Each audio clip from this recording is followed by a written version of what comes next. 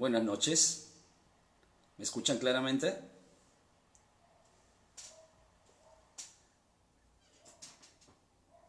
¿Ya estamos listos para iniciar? ¿Sí? Esperamos un par de minutos.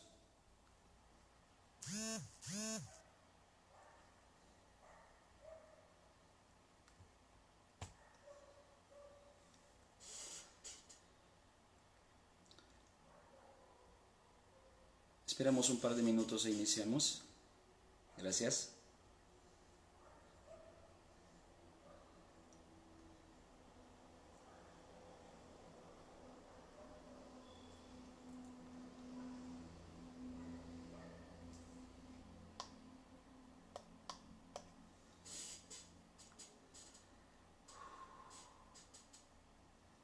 Hola, ¿cómo estás, Arturo? Un gusto verte, aunque sea de manera virtual. José Peña, muy bien. Gracias, gracias. Igual también los extraño, muchachos.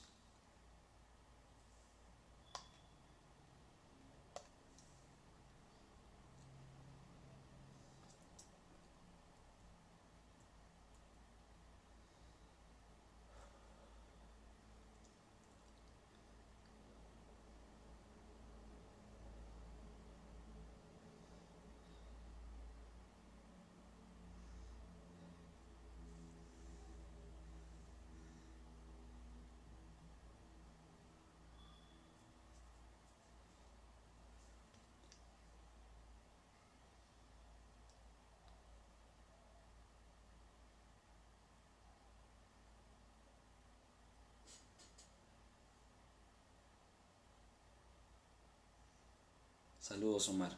Gracias. Así es, todo es posible.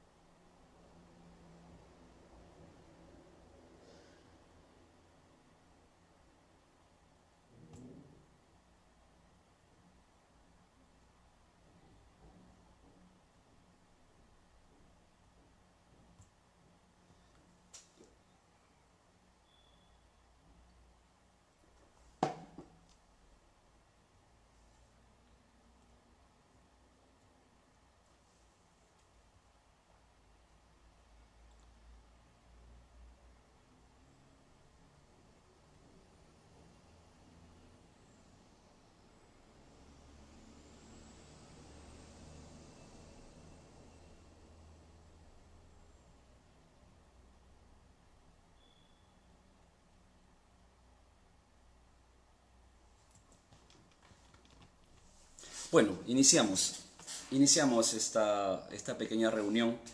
En primer lugar, agradeciendo al Círculo de Debates Internacionales por la invitación. Un gran saludo a todos ellos, a quien tengo el gusto de conocer: Omar, Vishnu, Ignacio, Por ahí también vi a dos nuevas integrantes a las cuales no conozco, pero igual un gusto, pero Silva, Yeshuona, creo por ahí, Yeshuona. Entonces, vamos obviamente a hablar sobre algo que implica que, si bien es cierto, es de contexto, pero quiero también dejar en claro de que voy a tratar el tema desde el punto de vista académico, es decir, desde el punto de vista de la teoría y lo que dice el derecho, independientemente de las situaciones de contexto, sin perjuicio que las situaciones de contexto puedan evaluarse dentro de lo que vamos a tocar, lo que voy a hablar, que es el tema de el régimen de excepción, que es algo un poquito más amplio de lo que se había puesto obviamente en el título que yo había recomendado, pero he visto por conveniente hablarlo de manera más general, para efectos de poder conocer un poquito también el origen, porque creo que es importante conocer el origen de esto que nosotros llamamos régimen de excepción, porque se van a dar cuenta que lo importante de los controles, lo importante que es respecto al régimen de excepción, el hacer un trabajo dentro del derecho casi como de cirujano al momento de controlar y proteger el contenido de la Constitución. Y empiezo obviamente mencionando lo siguiente, sobre todo un aspecto de naturaleza histórica, de contenido histórico, para entender el contexto de lo que es un régimen de excepción. En el caso nuestro, y obviamente si tienen su Constitución a la mano, está en el artículo 137, ¿verdad? El artículo 137 de la Constitución hace referencia a lo que se conoce como el régimen de excepción. Pero, le decía yo obviamente que primero quiero hacer un panorama histórico breve para entender cómo en el transcurso del tiempo hay una figura que se ha mantenido y que siempre ha sido objeto de evaluación, de revisión. Lo que se conoce como, y seguro ustedes lo han escuchado hablar, ¿no? Hay una figura que existía dentro del derecho romano, que ahora obviamente es una teoría, es parte de lo que estudiamos también, y seguro ustedes han escuchado hablar de la dictadura, ¿verdad? Claro, quizás puede sorprender un poco, saludos David, puede sorprender un poco el hecho de que el profesor va a hablar de régimen de excepción, una figura constitucional, y ahora va a tocar el tema de dictadura, y va a empezar con dictadura. ¿Cómo es eso, profesor, digamos, no? Es que sí, es que querramos o no, el antecedente de lo que nosotros conocemos como régimen de excepción tiene su antecedente remoto en una figura jurídica republicana y constitucional dentro del derecho romano llamado dictadura. ¿Qué era la dictadura? ¿Qué era la dictadura dentro del derecho romano, digamos, no? Ojo, la figura jurídica de la dictadura tenía un contenido de naturaleza republicana y constitucional en el Imperio Romano, ¿verdad? En la República de Derecho Romano. Entonces, podemos decir que el origen, ¿verdad? El modelo original de lo que ahora nosotros conocemos como régimen de excepción, pues nace dentro del derecho romano a través de la figura jurídica de la dictadura, que lo que buscaba, ¿qué cosa era? Lo que buscaba esto de la dictadura en el derecho romano, haciendo un poco de historia, era proteger la Constitución y salvar la Constitución. Curioso, ¿verdad? Curioso que el derecho romano enfoque originalmente, porque esa es la forma como se entendía y debe entenderse la dictadura, el concepto de dictadura, era para salvar la Constitución, era para proteger la Constitución, ¿verdad? Entonces, lo que pasaba en el derecho romano era que esta era una situación sumamente excepcional, pues, ¿verdad? Sumamente excepcional. Y que lo que buscaba dentro del derecho romano, era proteger al Estado romano. ¿Proteger frente a qué? Frente a situaciones excepcionales que pusieran en riesgo al Estado. Situaciones excepcionales que pusieran en riesgo al Estado. Entonces, cuando habían esas situaciones excepcionales que ponían en riesgo al Estado, a la República, al orden jurídico, a las instituciones del derecho romano, ¿verdad? Era que el Estado romano, a través de sus autoridades, tomaban ciertas decisiones, ¿verdad? Tomaban ciertas decisiones. Y esa decisión hacía prácticamente ceder el poder y otorgárselo a alguien, a quien le llamaban dictador. Pero ojo, no era una cesión de manera indefinida. No era una cesión en la cual dijeran hasta qué, ¿verdad? Era una cesión que incluso tenía ciertas formalidades, ciertos requisitos, ciertas condiciones. Dentro de esas condiciones, por ejemplo, en el derecho romano, estaba el hecho de que había una condición de tiempo, ¿verdad? Una condición de tiempo. Y otro tema, el dictador no podía apartarse del contenido de la Constitución, ni mucho menos podía cambiarla o sustituirla. No, el dictador no había sido puesto para eso. Al contrario, el dictador tenía tal legitimidad jurídica, se le había dado tal capacidad jurídica, tal poder, que tenía una responsabilidad muy grande que tenía que cumplir. Y se le daba, obviamente, un plazo determinado, digamos, ¿no? ¿Quiénes escogían a este personaje? ¿Quiénes escogían a esta persona que los iba a ayudar a salir de la situación grave o de riesgo en la cual se encontraba el Estado? Los llamados cónsules. Los llamados cónsules eran quienes escogían a un ciudadano eminente, a un ciudadano que reunía las condiciones para poder asumir un cargo de esa naturaleza, era asumir el poder de todo el Estado romano. De todo el Estado romano. Entonces, ya en el tiempo y de manera posterior, ya no solamente eran los cónsules los que elegían, sino que de manera posterior fueron también el Senado, también fueron participando en la decisión y elegir. Pero al inicio fue los cónsules. Y se lo daban por un plazo determinado, por un plazo máximo de 6 meses. Se le daba el encargatura y decía 6 meses para que puedas asumir, ¿verdad?, la responsabilidad de sacarnos de esta situación de riesgo, de esta situación que nos pone en una situación, en una condición, valga la redundancia, de peligro para el Estado, ¿verdad? Grave riesgo, utilizaban el término. Y ojo, vayan recordando los términos que estoy utilizando dentro del derecho romano y quiénes elegían, para ir viendo luego en el transcurso del tiempo cómo llegamos hasta nuestra república, para entender si se repitió, no se repitió o qué cosas cambiaron en el transcurso del tiempo, ¿sí? Plazo máximo 6 meses. ¿Qué pasaba, por ejemplo, si resolvía el problema en menos tiempo? Bueno, si resolvía el problema en menos tiempo no había problema. Lo que hacía el dictador era renunciar a la posición que se le había otorgado y devolvía el poder, ¿verdad? Claro que acá uno podría preguntarse, profesor, ¿tiene todo el poder y lo deja? Sí, el mecanismo y la forma dentro del derecho romano generaba un control y un respeto a la institucionalidad que incluso hay una anécdota respecto a un dictador, Lucio Cincinato, si mal no recuerdo, Lucio Cincinato, que era un agricultor.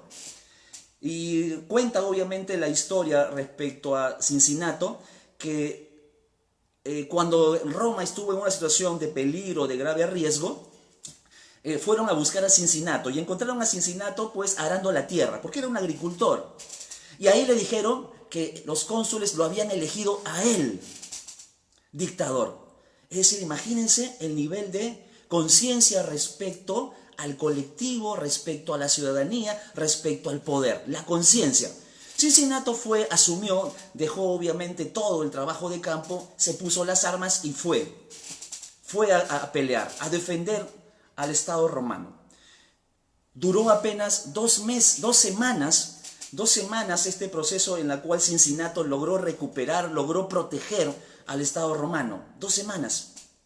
Y luego de esas 2 semanas, a pesar de que le habían dado 6 meses, Cincinato fue y renunció y devolvió el poder.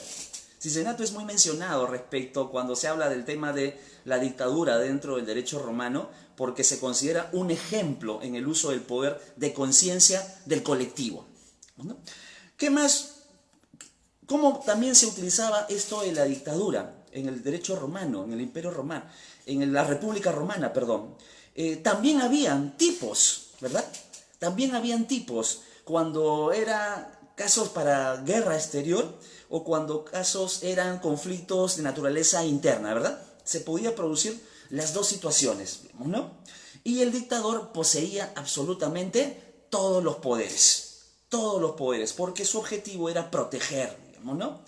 Aunque con el tiempo estas circunstancias, que si bien es cierto, hasta ahora suenan bonito, suenan bien, ya con el tiempo las cosas fueron cambiando, fueron transformándose de otra manera. La función del dictador en ese momento tenía carácter defensivo.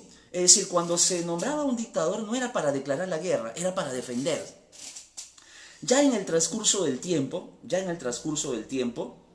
ya se va transformando esta idea, esta figura de la dictadura en Roma, se va distorsionando y de pronto aquellas personas que se le otorgaba el poder, al dictador que se le otorgaba el poder, se fueron acostumbrando al poder. Y al acostumbrarse al poder, pues ya no querían dejarlo.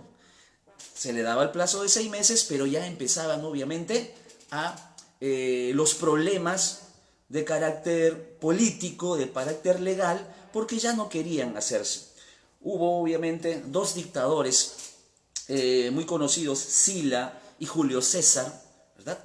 Y que al final incluso este último logró nombrarse dictador perpetuo. Es decir, rompió con el esquema del concepto de dictadura que la República Romana estaba construyendo, que había desarrollado. Y es por eso que empieza a hablarse ya de otra figura llamada la tiranía. Pero fíjense cómo desde un inicio, este concepto tenía una condición perfectamente constitucional y perfectamente republicano. Y era proteger, salvar el contenido de la Constitución y no poder modificarlo, no poder cambiarlo. Al contrario, tenía una connotación de protección. ¿Y cuáles eran las características específicas? Para resumirlas, era de carácter temporal, es decir, máximo 6 meses, que era el tiempo que se le otorgaba para que pudiera realizar las acciones que permitieran proteger del grave riesgo, escuchen el término, del grave riesgo en el cual se encontraba el Estado. Otra condición, otro requisito, otra formalidad que tenía el dictador era que tenía un reconocimiento que lo legitimaba, ¿verdad? Que lo legitimaba como autoridad. Es decir, los cónsules le daban una autorización. Y ojo, dense cuenta de algo. No era el dictador el que se nombraba, ¿sí? No era una autoinvestidura. Es decir, no es que la autoridad llegaba y se autoinvestía como dictador. No. Era otro órgano, los cónsules, quien le daban esa categoría, ¿verdad? Y ahí viene el tercer requisito, la tercera característica de esta dictadura en el derecho romano, que según las formalidades de otorgamiento de esta condición de dictadura, ¿verdad?, para que ejerza el poder de dictador, que debía separarse entre quienes entregaban la condición, quienes daban la condición de dictador y la persona del dictador. Es decir, no coincidían en el mismo. El dictador no se autoinvestía como tal. Era otro órgano quien le daba esa categoría de dictador. Importante requisito, tomar en cuenta, porque el derecho moderno, el derecho constitucional moderno e incluso nuestras propias constituciones anteriormente tenían esta característica que era inicialmente propia del poder legislativo. Es decir, recogían la idea incluso del derecho romano, ¿verdad? Recogían la idea del derecho romano. Y otro elemento, otra característica, cuando se otorgaba esta categoría de dictador, ¿verdad? De dictador, era que se le señalaba de manera expresa ¿De qué se iba a encargar? Se señalaba de manera expresa cuál era lo que debía hacer y cuáles eran sus límites. Tomar en cuenta estos elementos, ¿ah? Porque mira, el origen del tema de lo que más adelante se llamó régimen de excepción o estado de excepción, es el origen, es lo que estamos hablando de la dictadura. Y miren las características: temporalidad, no podían coincidir quien otorgaba la condición de dictador con la persona del dictador, había un reconocimiento de legitimidad por parte de ese órgano, se establecían qué es lo que iba a hacer y cuáles eran sus límites, y su objetivo también era proteger el orden constitucional. Y no podía modificar o reemplazar el contenido de ese orden jurídico constitucional. No podía pasar eso. Es decir, tenían elementos muy interesantes. Imagínense, estamos hablando del antecedente de lo que hoy conocemos como régimen de excepción, de lo que hoy conocemos como... Y también tenían para casos de guerra externa y para casos de guerra interna. Es decir, prácticamente nosotros lo que hemos hecho es recoger muchos elementos. Pero esta videoconferencia en realidad, más que hacerla repitiendo de alguna manera aquello que dice nuestra Constitución, quería hacerlo como una reflexión que nos permita también, ¿verdad?, entender que las figuras jurídicas constitucionales no se evalúan solamente según el contexto nada más, ¿sí? Las figuras jurídicas constitucionales, así como las otras también, pero más aún en el aspecto constitucional, porque se entiende que la Constitución tiene fecha de nacimiento, pero no tiene una fecha, ¿verdad?, de fin. No sabemos cuándo va a haber otra Constitución, no sabemos cuándo va a cambiarse la Constitución por otra, ¿verdad? Entonces, tomando en cuenta eso, es que el instrumento jurídico llamado Constitución debe ser redactada para adelante en el tiempo. Y es por eso que los hechos que nacen de la Constitución, las conductas, las figuras jurídicas que nacen de la Constitución, deben evaluarse, deben revisarse, no solamente mirando el contexto, no solamente pensar que por lo que está pasando en este contexto, pues debo yo cambiar o replantear radicalmente la figura constitucional. Se puede corregir, se puede modificar, se puede mejorar, sí, por supuesto que sí, pero tiene que haber una reflexión respecto a ello, una reflexión en frialdad. Lo que a veces le digo a mis estudiantes cada vez que hablamos de derecho en aula, ¿verdad? En el derecho, las emociones y los sentimientos tienen un lugar, ¿verdad? Tienen un lugar. Y la razón tiene el otro lugar, ¿verdad? Y acá es identificar quién tiene el lugar más relevante para el derecho, ¿verdad? Más relevante para el derecho. Definitivamente, el derecho es la razón desprovista de toda pasión, de toda emoción. Ya lo decía un autor, Couture, ¿verdad? Esto que estoy mencionando. El derecho es la razón desprovista de toda pasión, lo que no significa que la defensa del derecho pierde pasión al momento de materializarla, ¿verdad?, de efectivizarla. No, en lo absoluto, ¿verdad?, en lo absoluto. Pero planteaba las siguientes reflexiones, antes de continuar obviamente viendo qué nos dice nuestra Constitución, digamos, ¿no? Y la pregunta es, ¿hasta qué punto, ¿verdad?, hasta qué punto restringir derechos constitucionales es necesario en un estado de emergencia? Por ejemplo, en un estado de excepción. ¿Hasta qué punto es necesario tener que restringir derechos, limitar derechos en un estado de excepción? ¿Siempre tienen que restringirse? ¿Se convierte en la regla la restricción? Otra reflexión que podría obviamente mantener respecto a ello es, y el ejercicio de esos derechos que han sido limitados, ¿verdad? El hecho de que yo haya limitado, por ejemplo, en el estado de emergencia, sabemos que se limitan la libertad de tránsito, la inviolabilidad de domicilio, la libertad de reunión y la libertad y seguridad personales, ¿verdad? Pregunta, ¿y el hecho obviamente que yo restrinja esos derechos significa de que el incumplimiento de esa restricción merezca una represión si son derechos fundamentales, si también están en la Constitución. O sea, la reflexión respecto a estos puntos está en razón a que hay que, ¿verdad? Hay que obviamente tomar en cuenta varios elementos. Cuando se reflexiona jurídicamente, ¿verdad?, una institución, una figura dentro del derecho, pues no solamente se puede enfocar desde el punto de vista de lo que en el momento me está diciendo, sino también debo tomar en cuenta desde lo que a futuro va a significar entenderla de esa manera. Porque la forma como entendamos ahora esta figura del estado de excepción, pues va a significar también que se convierta quizás en un parámetro para adelante.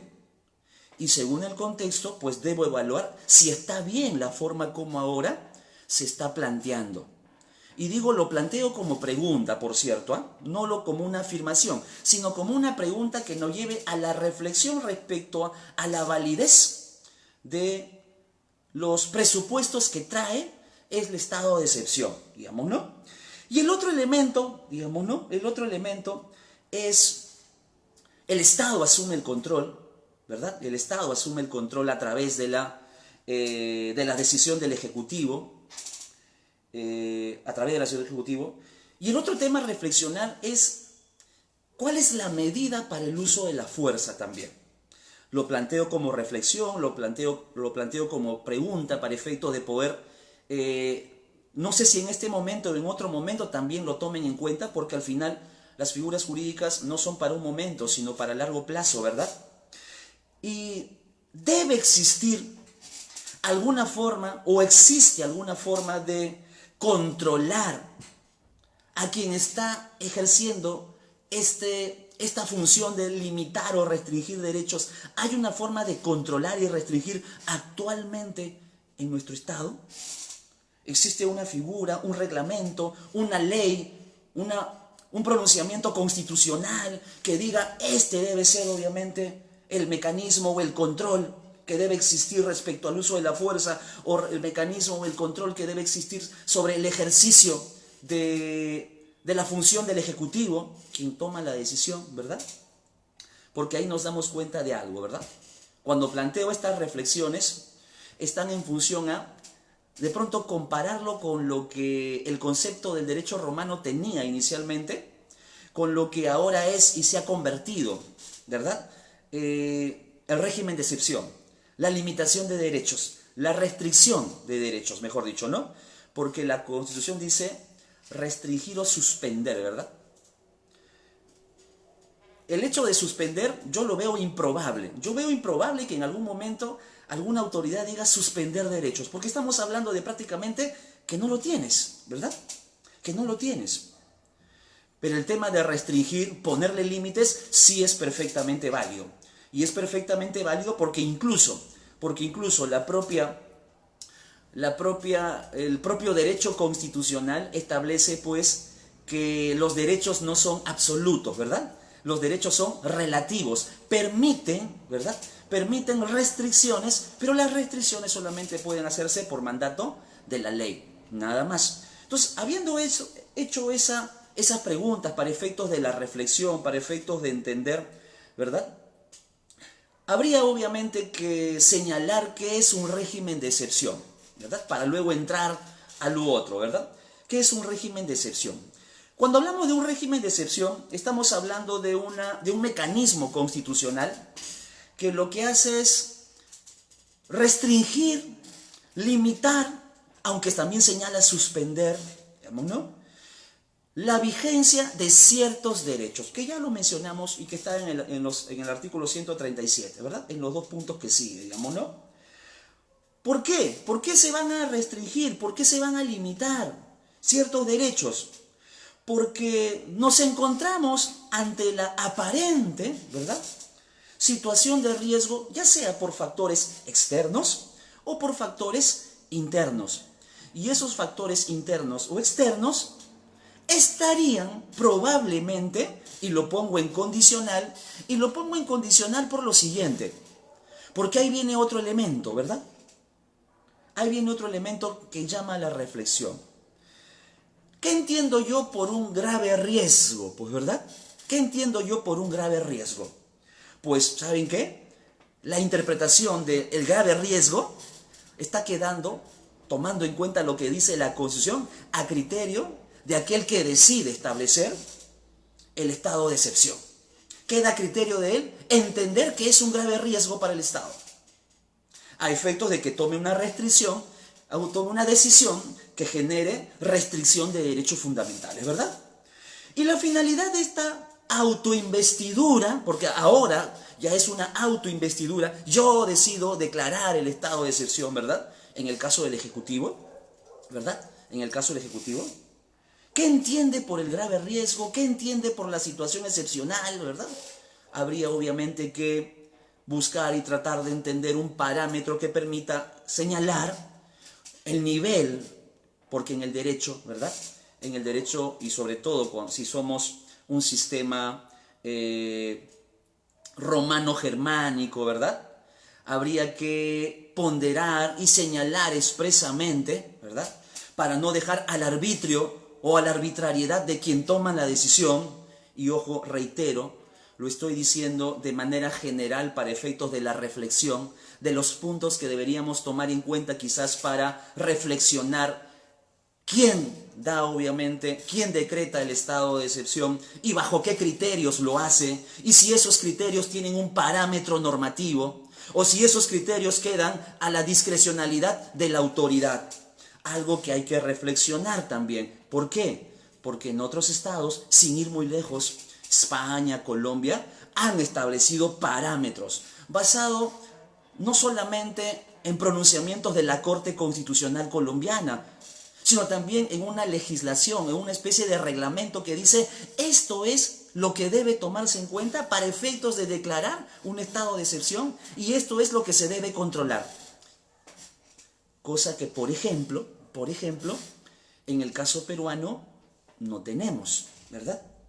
Y a pesar de que hay pronunciamiento jurisdiccional en ámbito constitucional, específicamente el Tribunal Constitucional, en la cual recomendó en algún momento, exhortó en algún momento al Congreso de la República, hace algunos años, que por favor, porque una exhortación es eso, ¿no? Un por favor, digamos, ¿no? Por favor, regula el régimen de excepción, el estado de excepción. Pon los parámetros respecto al plazo, respecto a los conceptos que están ahí, respecto al control. Es decir, le fue expresando, porque tal como les mencionaba en el concepto, pues queda a criterio, queda a discrecionalidad, ¿verdad? A discrecionalidad de quien toma la decisión, el decidir si decreta o no un Estado, y no debe olvidar que su finalidad es la protección del Estado, digamos, ¿no? Podría decir lo siguiente entonces, luego de haber ya intentado conceptualizar lo que es un estado de excepción, luego de haber intentado conceptualizar, ahora tratar de identificar cuáles son esas características que tiene el estado de excepción. ¿Cuáles son esas características? Y que hay que tomar en cuenta también como parte de nuestra reflexión al momento de valorar el resultado de la misma, ¿verdad? Valorar la aplicación de la misma. Por ejemplo, una característica es que se produce la concentración de poder. Pero una concentración de poder con autorización constitucional, pues, ¿verdad? Porque está en el artículo 137 de nuestra Constitución. De tal manera de que no podríamos decir que es inconstitucional. Pero creo que tampoco podríamos decir necesariamente que reúne todas las condiciones de constitucionalidad que debieran tener. Llevo también al tema de la reflexión. Concentra en poder en una sola que él mismo toma la decisión, ¿verdad? Él mismo toma la decisión de declarar bajo ciertos criterios, ciertos parámetros que están expresamente señalados en la Constitución, que podemos entenderlos algunos, a otros podemos no entenderlos y a unos otros podemos llevarlo más allá de la reflexión para entender y tratar de identificar específicamente cuáles son esos, ¿verdad? Y qué implica cada uno de esos. ¿Qué otra cosa, qué otra característica debe darse? ¿Qué otra característica debe darse? El tema de la de un aparente peligro o la existencia de un peligro inminente, ¿verdad? Una situación de gravedad, una circunstancia de gravedad que atípica, anormal, y de ahí viene su nombre, excepción, ¿verdad? Que lo que va a hacer es poner en una situación de desventaja al Estado, a la estructura del Estado, a la población, ¿verdad? Lo va a poner en una situación de desventaja. Una situación de desventaja que pone y puede poner en riesgo el aspecto político, el aspecto social, e incluso el aspecto económico, el aspecto jurídico incluso, ¿no? Entonces, otra característica, pues, ¿verdad? Debe existir una situación excepcional, atípica, que ponga en cuestionamiento, en riesgo el contexto. Otra característica es que sea imposible de resolver de las formas ordinarias. Es decir, se presenta este problema y yo sé cómo resolverlo. Entonces, si sabes cómo resolverlo, no hace falta aplicar un estado de excepción. Pero de pronto se presenta un problema que no puedo solucionarlo bajo las circunstancias ordinarias, normales que siempre uso. Otra característica, pues, ¿verdad?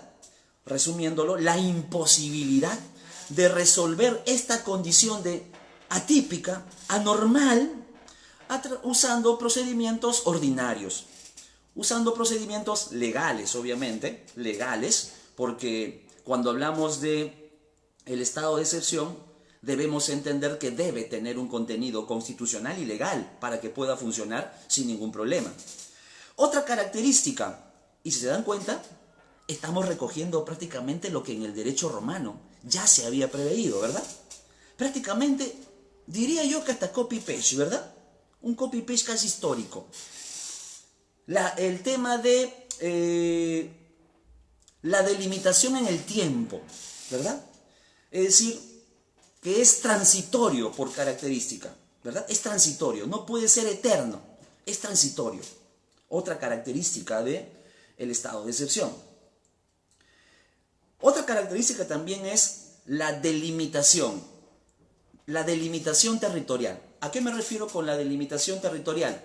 Aunque sé ya que le queda claro a ustedes, pero la delimitación territorial señala de que puede ser declarar el estado de excepción en un espacio pequeño, en una localidad pequeña, un gobierno local, o una localidad un poco más extensa, un gobierno regional, o sea a nivel nacional, ¿sí? Es decir, debe existir la delimitación y la norma y la normativa que establece el estado de excepción debe señalar cuál es esa delimitación territorial y las características que les estoy mencionando, digamos, ¿no?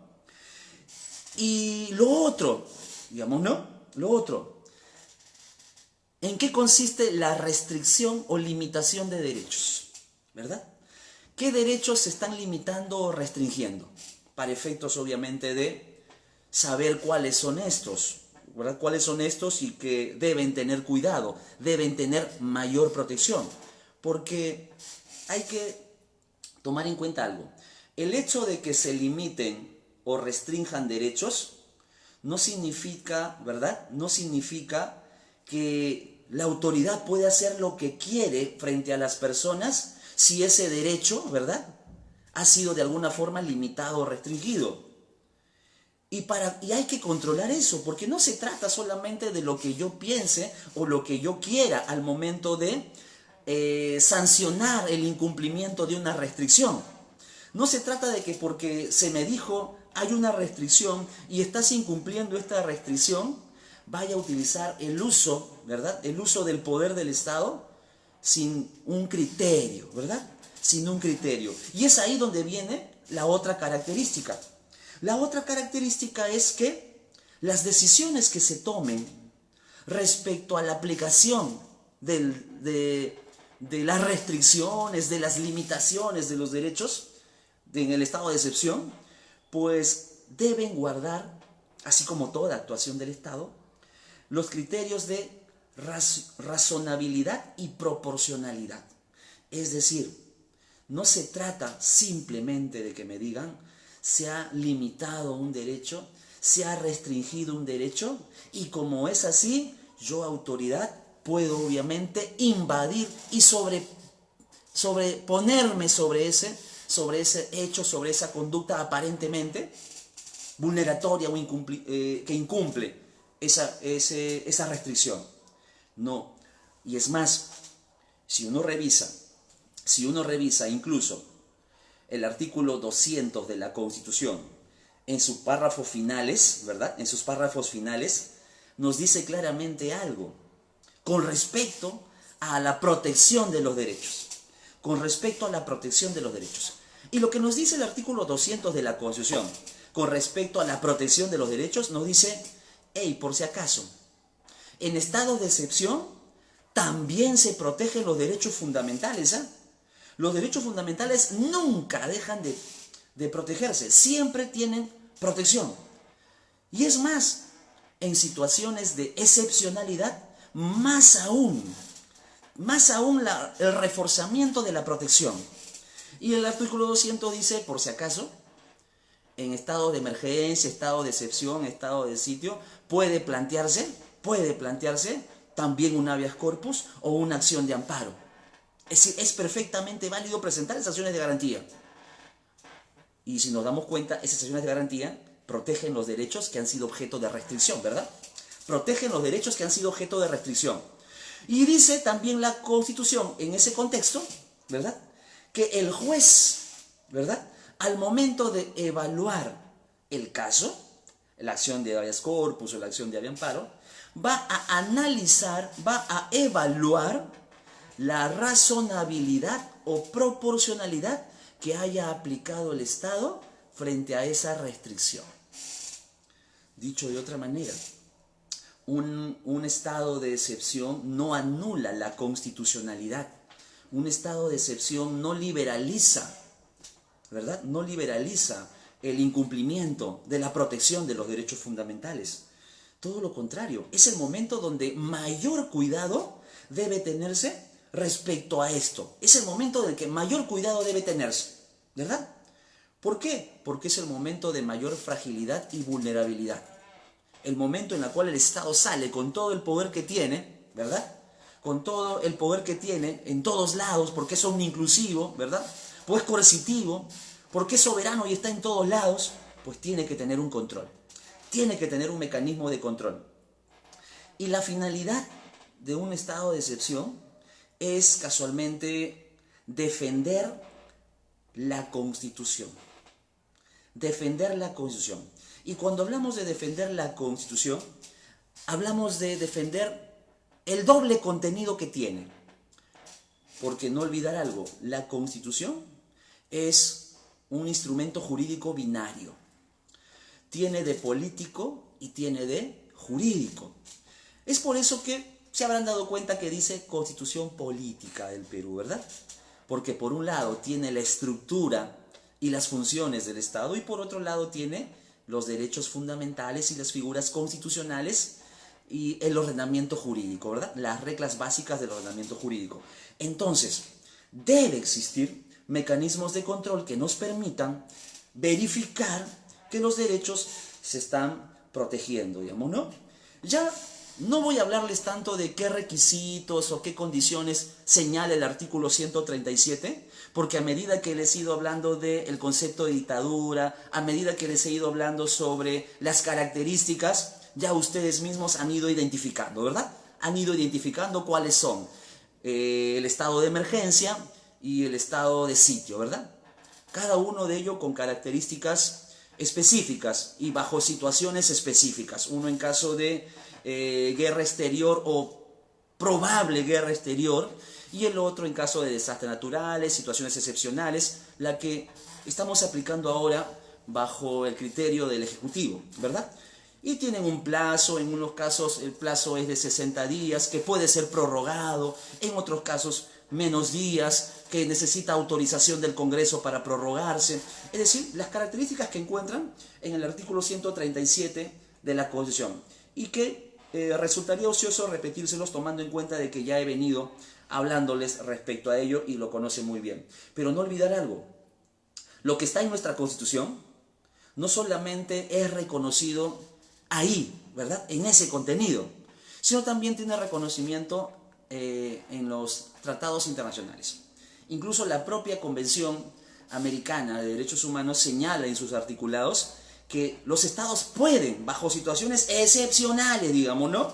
Y por el tiempo y medida específica, es decir, deben señalar las condiciones, el tiempo, las reglas que se van a aplicar, siempre y cuando sea la única alternativa que puedan emplear para solucionar su conflicto, ¿verdad?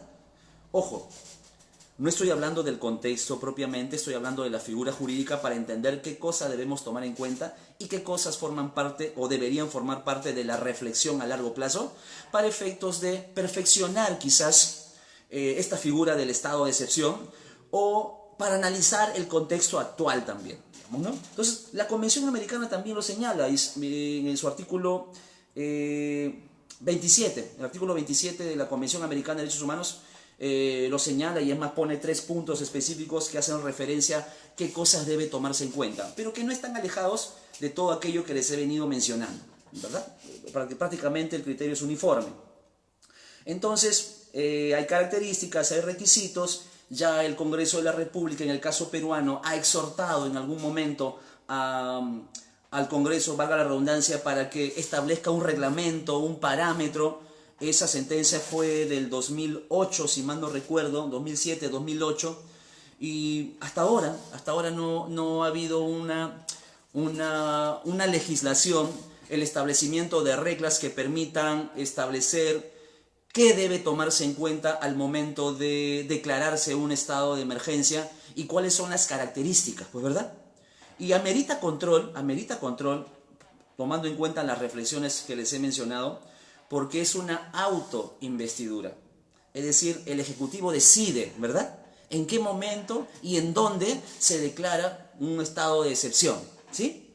Entonces, tomando en cuenta eso, pues eso amerita definitivamente verificar mecanismos de control que permitan evitar, porque no es que sea malo el que se declare estados de excepción, porque por algo no lo reconoce el derecho en el transcurso del tiempo, por gusto no está, sino a lo que voy es que hay una situación de mayor riesgo respecto a la protección de los derechos. Hay una situación de mayor riesgo que puede poner en riesgo los derechos.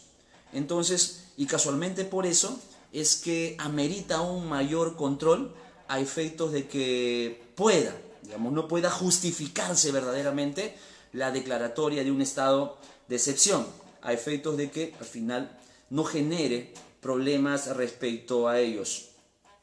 Cerrando un poco la idea, ¿qué cosas podría adicionalmente reflexionarse respecto al estado de excepción? Por ejemplo, si las modalidades que tenemos son las modalidades que encajan en nuestro contexto y en nuestra realidad. Porque hay otros lugares, por ejemplo, hay otros países, y el día miércoles que estaba en un foro con colegas de Chile, de Colombia y de Ecuador, manifestaban ellos, y más de uno de ellos tiene uno especial que es para efectos en caso de desastre o calamidad, ¿no? Y que es específicamente para temas de naturaleza sanitaria, incluso en algunos casos. Nosotros tenemos dos que hay que diferenciar, que queda a criterio de la autoridad, el discernir, queda a criterio de discrecionalidad, a ver si eso guarda relación con un desastre de tal naturaleza o de una naturaleza distinta. Entonces, hay otros estados que tienen 3 tipos, el estado de desastre o el estado de alarma, independientemente del estado de emergencia y el estado de sitio, digamos, ¿no? Entonces, lo que también obviamente debe tomarse en cuenta es como otro criterio, el establecer ciertas reglas o ciertos principios a efectos de que los poderes extraordinarios que se le otorga a la autoridad a raíz de esta autoinvestidura, ¿verdad?, a raíz de estos autopoderes que se otorga bajo la justificación de la excepcionalidad, ¿verdad?, es que deben establecerse principios como, por ejemplo, digamos, ¿no?, como por ejemplo el de necesidad y de temporalidad. Es decir, ¿hasta qué punto es necesario hacerlo? ¿Verdad? ¿Hasta qué punto es necesario establecer un estado de excepción, señalar un estado de excepción? Y el tema de la temporalidad. ¿Y por qué insisto en este tema de la temporalidad? Profesor, ¿por qué insiste si en la Constitución está claro, dice 60 días? Es que hay otra problemática que no es exclusivamente nuestra, pero que ha pasado mucho acá y que ha generado incluso problemas. Ha generado problemas que al final hemos terminado en la Corte Interamericana de Derechos Humanos en más de un proceso, ¿verdad? Que ustedes conocen perfectamente. Porque el mismo nombre del estado de emergencia o el estado de sitio lo encaja como excepcional, ¿verdad? Y lo excepcional es algo atípico, que no pasa constantemente, que es algo aislado, ¿sí? El gran problema del estado de excepción, y específicamente del estado de emergencia en el Perú, es que pareciera que se convirtió en algo distinto, que parece que fuera al revés en algunos sectores del interior del país, ¿verdad? Donde, por ejemplo, en algún momento, y hasta ahora incluso, se ha combatido y se combate algunos remanentes de narcotráfico o de terrorismo que existen por ahí, en el BRA, en Quimbiri y algunas zonas, en las cuales se mantiene en el tiempo todavía el estado de excepción, el estado de emergencia. Entonces, esto de alguna forma rompe con el criterio de la excepcionalidad. Y no es solamente que pase en sectores que manifiesto, en otros sectores también. Entonces, ese es otro punto a reflexionar y a evaluar si la condición de excepcionalidad se quebró en algún momento y ya no es excepcional, sino que ahora es la regla, porque en la medida que lo evaluemos, pues podemos hacer las correcciones de manera oportuna, para efectos de, pues, regresar a la excepcionalidad de la medida con los controles respectivos que permitan, pues, hacer aquello que es más adecuado, digamos, ¿no? Entonces y no hay que olvidar, ¿verdad? No hay que olvidar que un estado de excepción no hace desaparecer al derecho constitucional y a los derechos humanos, ¿sí? Un estado de excepción no pone en suspenso, ¿verdad? No pone en suspenso, en el aire, derechos fundamentales. La Constitución, no. Al contrario, la razón de ser del estado de excepción desde su origen es proteger el contenido de la Constitución, ¿sí? Es proteger la estructura del Estado. Por consiguiente, no podemos hablar de desaparecer o unos derechos para unos sí, otros derechos para otros no, o de pronto hacer una reflexión sesgada del momento, porque puede pasar. A todos en algún momento quizás hemos emitido juicios de valor sesgados por una condición, ¿sí? Sesgados por una condición. Sesgados por la subjetividad a veces. Sesgados quizás por el miedo. Sesgados quizás por la impotencia, digamos, ¿no? La bronca. Y a veces cuando nuestra reflexión tiene ese sesgo, a veces podemos caer en el error de justificar la vulneración o el atropello de derechos. No hay que olvidar algo. No hay que olvidar algo. La excepcionalidad de la medida no está para eliminar derechos o suspenderlos. La excepcionalidad de la medida está para protegerlos, es decir, todo lo contrario. Y casualmente, por ese motivo, es que no se pueden crear espacios invisibles a la protección de la Constitución. No se puede convertir en personas inexistentes a cierto sector de la población bajo el ánimo de que hay que respetar, obviamente, las condiciones del estado de excepción. No, las reglas y la protección es para todos, por igual. Hay que tener mucho cuidado al momento de que hagamos la reflexión de que esta no se vea contaminada de alguna forma, ¿verdad? De alguna forma por los sesgos que podamos tener de carácter emocional. Ya les decía yo y se los digo constantemente a mis estudiantes. Si hay algo que puede de alguna forma quizás contaminar la reflexión que hacemos respecto a las figuras jurídicas y en particular más aún del derecho penal, del derecho civil, del derecho constitucional en particular, es que pueda estar rodeada de un sesgo válido, porque yo entiendo el tema de las emociones, pero que puede estar distorsionando el verdadero sentido de la protección de la figura jurídica. Entonces hay que tener mucho cuidado al momento de analizar las figuras jurídicas, que no esté, ¿verdad? Que no esté alimentado por los sesgos personales que puedo tener. Que no digo, que no señalo y no digo que no sean válidos, pero a lo que voy es que nuestra condición como estudiantes de derecho, como abogados, ¿verdad? Es casualmente evaluar, analizar la figura jurídica, aplicarla y hacer que se haga efectiva, más aún en la materia constitucional, alejado de todo apasionamiento, ¿verdad? Alejado de toda situación que pueda parecer más un interés de mi parte que una protección recogida de la propia Constitución.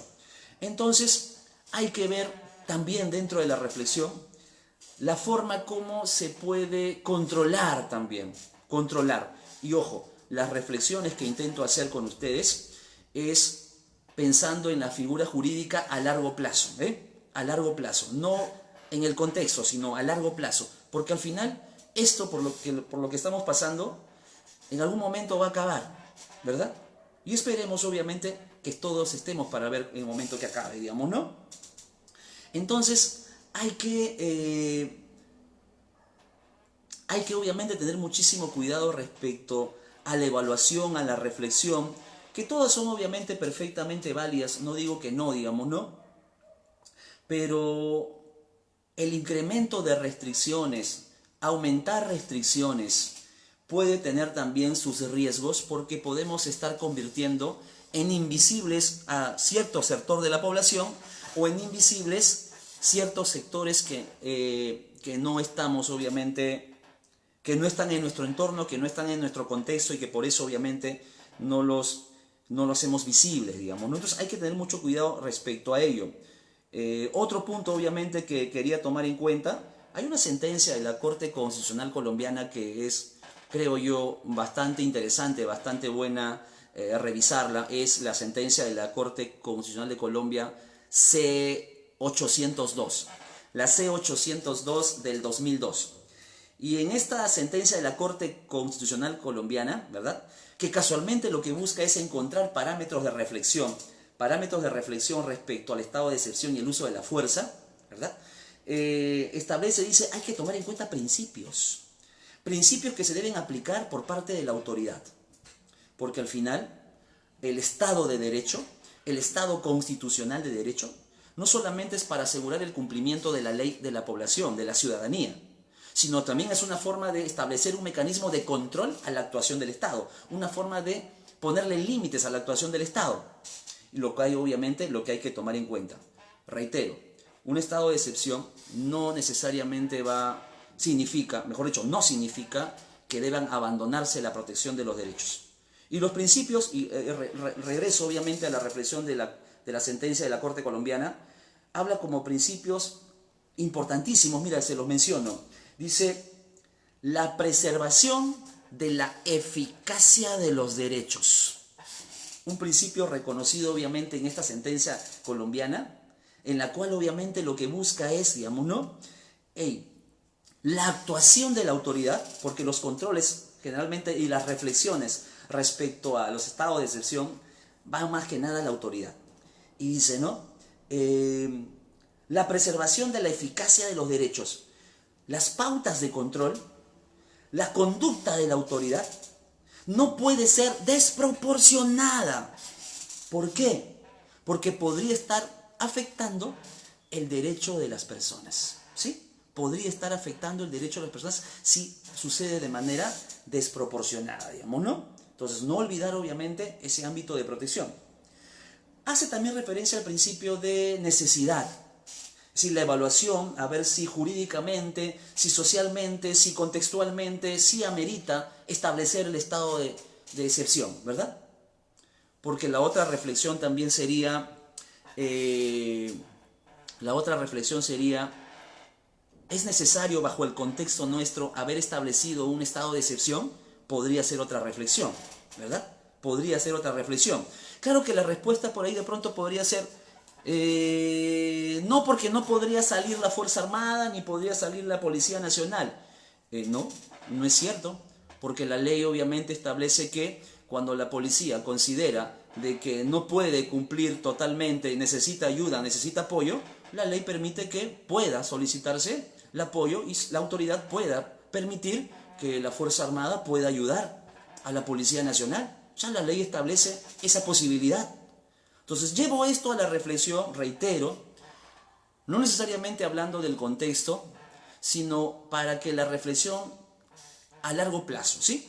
A largo plazo y que nos permita construir, ¿verdad? Construir derecho. Porque si hay algo, y ya con esto obviamente voy un poco terminando también para no agotarlos demasiado, digamos, ¿no?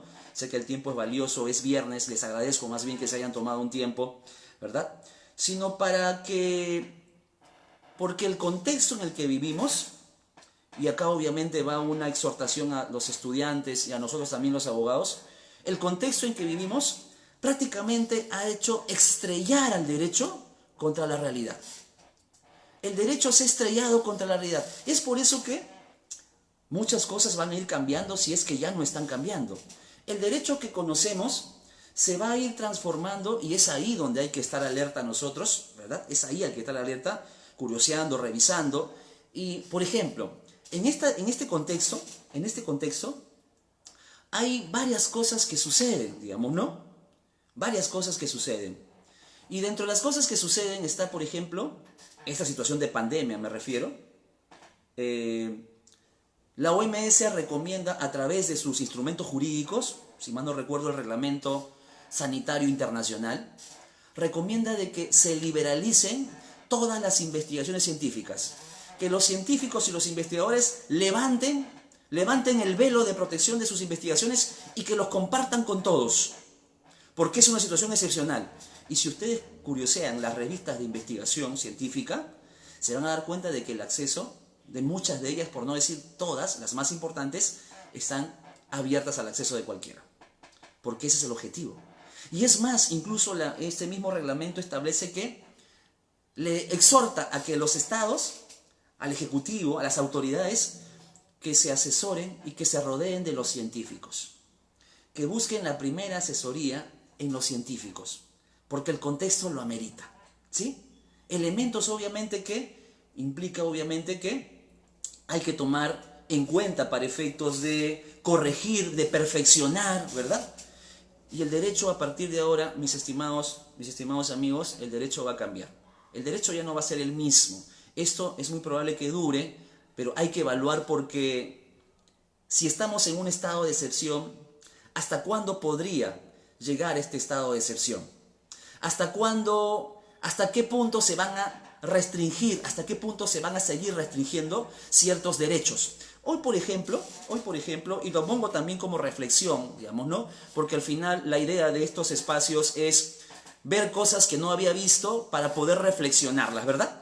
No necesariamente repetir lo que existe, sino ver cosas que yo no había visto para ponerme a reflexionar sobre ellas y a ver qué opinión tendré yo, ¿verdad? ¿Qué opinión tendré yo? Por ejemplo, hoy día salía una norma en la cual se establecía que para efectos de hacer un seguimiento a todos aquellos que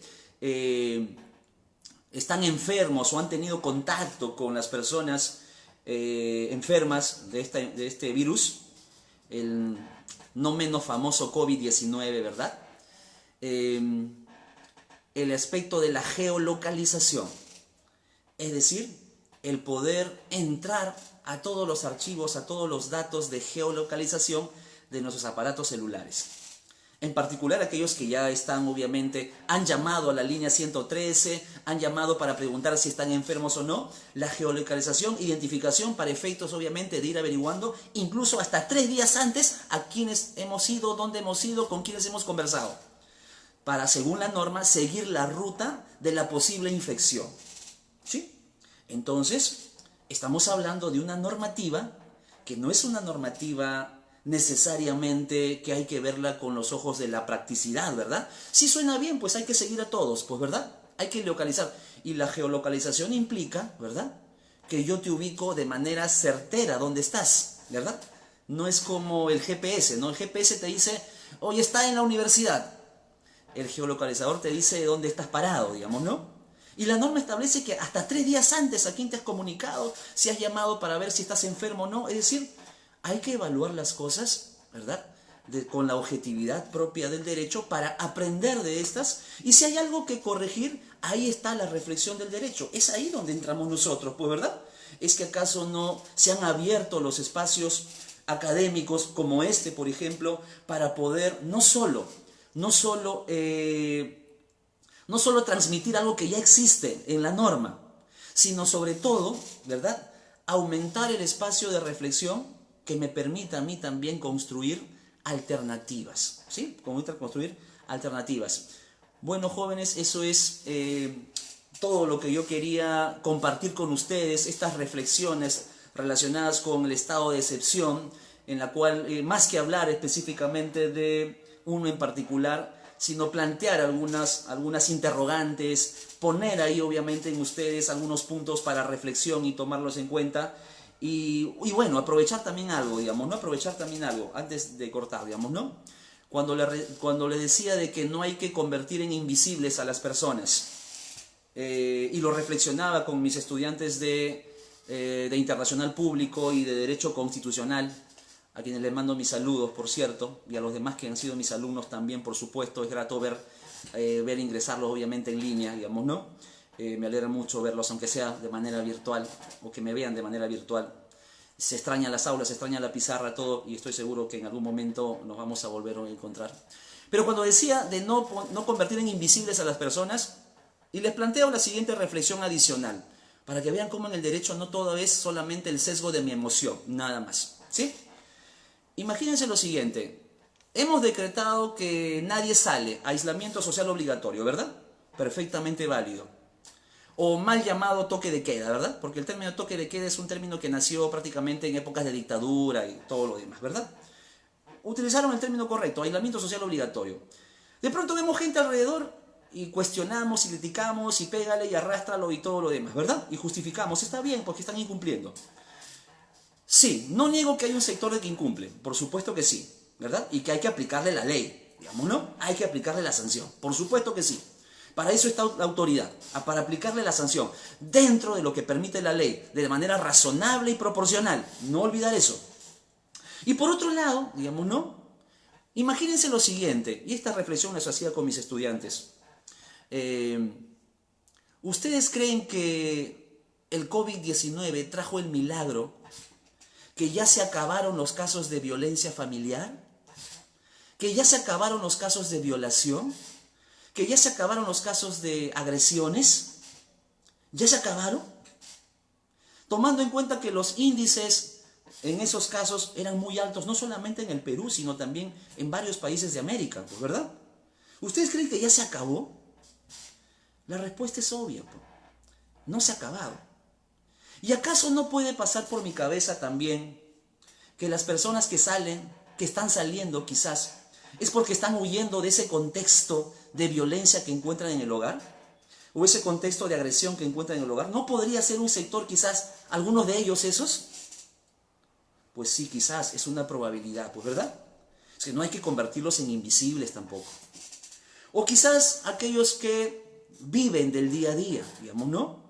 Aquellos que viven del día a día, que tienen obviamente familia, que tienen hijos, a veces necesitan salir. No necesariamente porque quieren morirse en la calle, sino porque no quieren que alguien en su familia muera, pues. Los hijos, la esposa, la familia. Entonces, no podemos convertir tampoco en invisibles a este sector de la población. ¿Hay que sancionar a los que incumplen de manera deliberada y irresponsable? Sí, por supuesto que sí, ahí está la ley, por supuesto que sí. O cuando decíamos, salía una madre o un padre con su hijo o su hija a caminar y de pronto de arriba le gritaban, ¿por qué sales, ignorante? Y todo lo demás. ¿Y acaso no me pudo haber pensado, como ya ha sucedido en otros lugares, que es una persona, que es un niño con deficiencia cognitiva, trastorno espectro autista o algunos similares y que necesitan unos espacios distintos? Quizás no puede ser ese el caso. Sí, y es por eso obviamente que se vio el aspecto del permiso terapéutico, y que creo que hizo muy bien el Ejecutivo en permitir eso, ¿verdad? El paseo terapéutico, muy bien.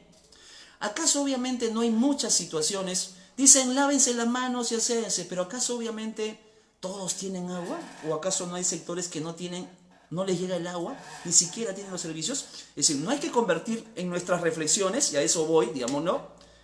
A eso voy, que en nuestra reflexión, al momento de tomar decisiones y tomando en cuenta que nosotros somos hombres y mujeres de derecho, ¿verdad?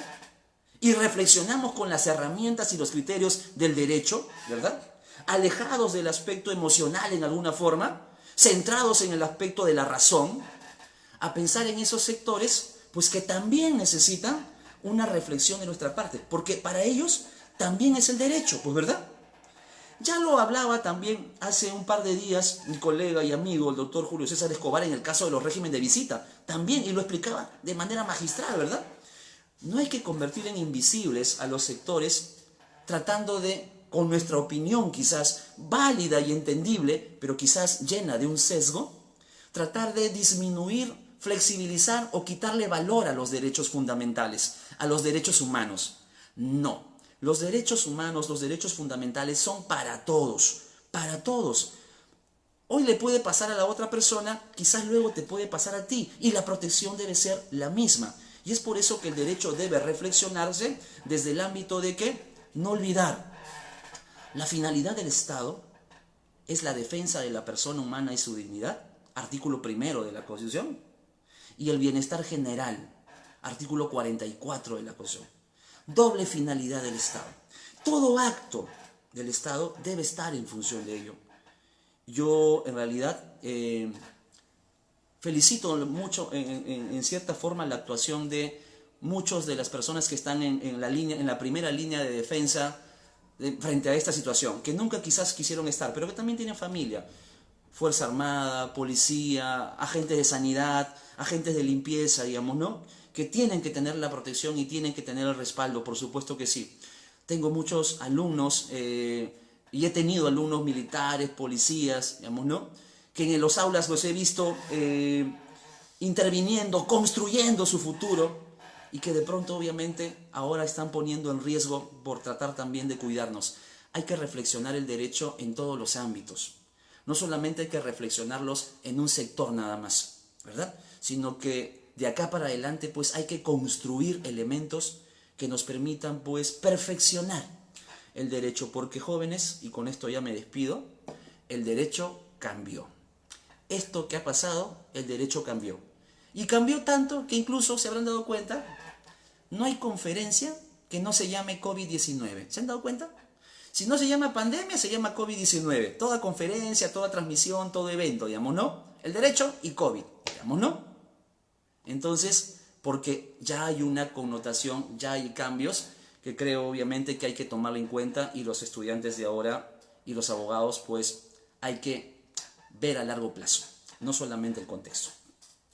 Les agradezco obviamente muchísimo al Círculo de Debates Internacionales por la oportunidad que me ha dado de poder dirigirme virtualmente a todos ustedes y poder plantear estas reflexiones, y quedo obviamente en cualquier otra oportunidad, digamos, ¿no? Les agradezco también el tiempo de todos los que han permanecido durante todo este tiempo que he venido explicando obviamente el tema. Agradezco su paciencia y creo obviamente será hasta otra oportunidad, ¿verdad? Hasta otra oportunidad. Un gusto haber compartido con ustedes.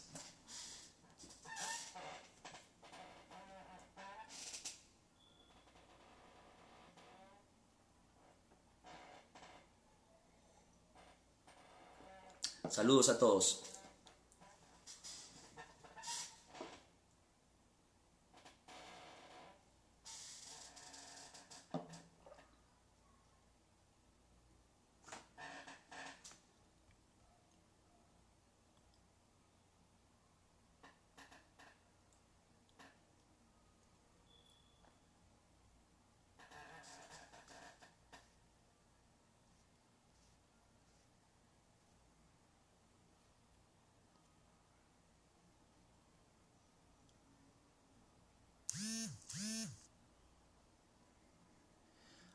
Tengo acá una pregunta de Omar, lo había pasado por alto, y sí, obviamente, me alegra obviamente que el Congreso de la República haya, que tome la iniciativa y que pueda obviamente corregir todo aquello que falta para complementar, digamos, ¿no? Pero yo sí creo obviamente que deben establecerse los parámetros normativos y constitucionales para poder permitir de que existan pues estos y no se genere alguna situación que pueda alterar en realidad la protección de los derechos humanos. ¿Por qué? Porque si al final yo considero que sí es válido ir en contra de los derechos según el contexto, si yo creo que sí es válido agredir los derechos, sí es válido vulnerar los derechos con tal de protegernos porque es la vida y todo lo demás, Entonces, bueno, ya les planteo entonces otra reflexión. Y la otra reflexión sería, bueno, entonces replanteemos el concepto de derechos humanos, replanteemos el concepto de dignidad, replanteemos el concepto de igualdad, para efectos de establecer ahí de que habrá situaciones excepcionales en las cuales sí es posible, digamos, ¿no? Pero no es así, ¿verdad? No es así. Entonces hay que reflexionar un poco más las figuras del derecho. Espero obviamente que le haya sido útil esta oportunidad y nos vemos hasta la próxima. Ha sido un gusto trabajar con ustedes, poder explicarles. Gracias.